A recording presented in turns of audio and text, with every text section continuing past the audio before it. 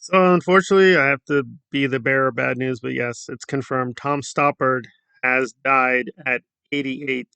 And there's a lot to cover here, so I'm going to just do my best to try to keep it manageable. I mean, Stoppard has written so much in so many different formats in media. It's astonishing. He is mainly known as a playwright or quote theatrical writer. Also did some theater work as a critic, but overall considered masterclass writer and worked in so many different formats. Where to begin? He directed his own movie based on his own play. Right, Rosencrantz and Guildenstern are dead. A very amusing, very powerful play I read. And the movie adaptation is also very strong. Also responsible for writing Shakespeare in Love. Right, those are his very high profile pieces. But he's done a lot of other things. He wrote a novel. He is very multi talented. That said, I'm not a super fan. I have read his work and respect the work, and it shows up in the weirdest places because I am not joking. He hated in the writing and creation of Revenge of the Sith. And although I do defend Sith and I do like the prequels for the most part, yeah, there are a lot of aspects to how they're doing things. So, yeah, yeah, yeah. I mean, I'm glad they did get Tom Stoppard to help because George Lucas's dialogue and some of his writing is even calling it childish would not be correct. But Stoppard was very, very different. That he tried to maintain a certain level of quality. I only read a little bit of his less popular works, but the man is no joke. And he leaves behind a massive, massive legacy of writings. And even giving a summation is a bit of a joke. It's just way too much, whether it's Rosencrantz, right, or Jumpers, right, his journalism work, there's that. And then there's work, which again is controversial, where he broached more social political topics. But again, it's hard to give one sentence on to who or what he is because he was a bit of a jack of all trades and just loved language, manipulated it, but very driven. Extremely sad backstory. Tom Stoppard is Jewish.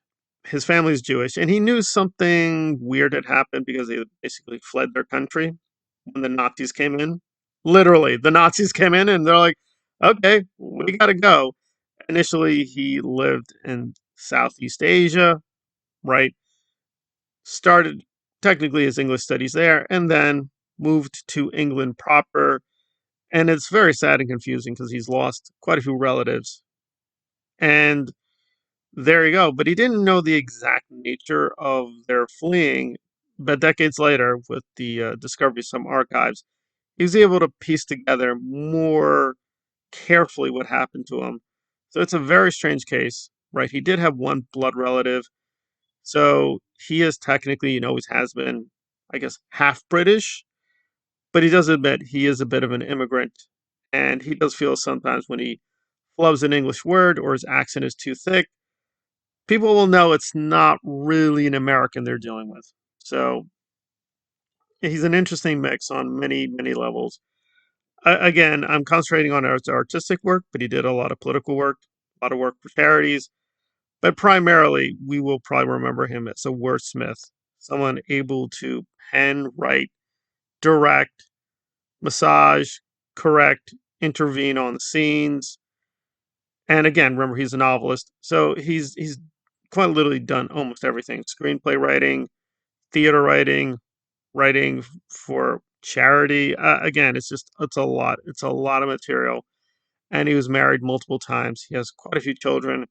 So all around, interesting figure. Nothing too scandalous or controversial. I mean, he was for a time kind of in a very pro-Israeli kind of mood, but even there, Stoppard was, for the most part, I think, trying earnestly to help human rights. But again, there are a lot of flaws, a lot of flaws.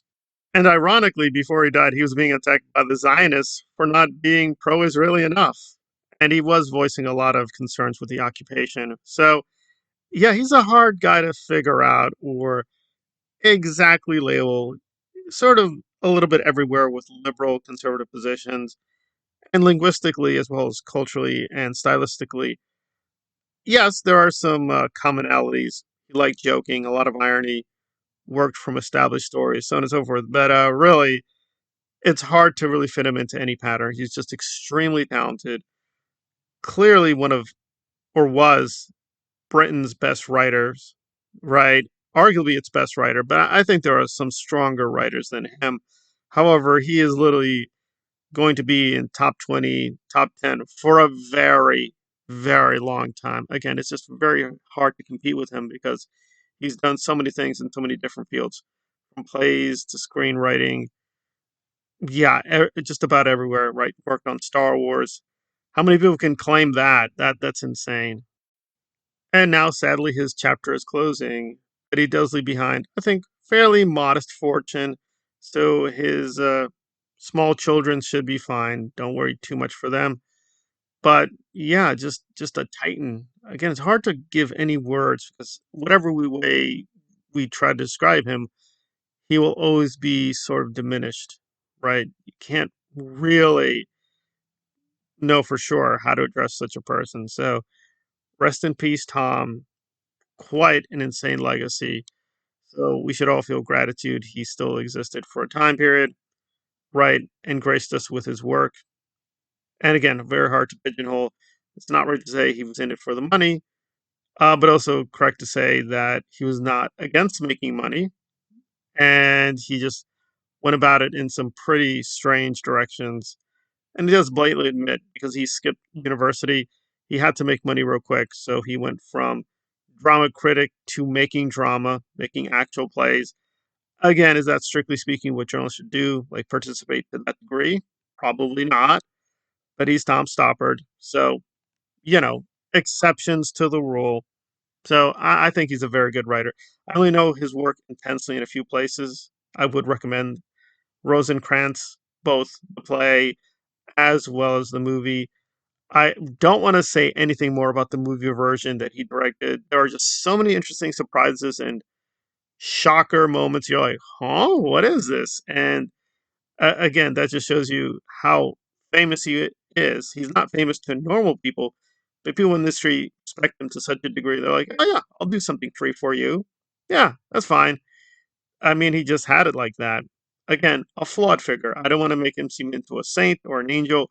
He definitely had questionable moments. But again, compared to like P. Diddy, yeah, it's apples and oranges. So rest in peace, Tom Stoppard. Many things. Humanist, writer, playwright, polemicist, but always very sharp, very witty, well composed, and tried to meet opponents in a respectful manner, but being very forceful with his own point of view. Rest in peace, Tom. You're being missed already. And there we are.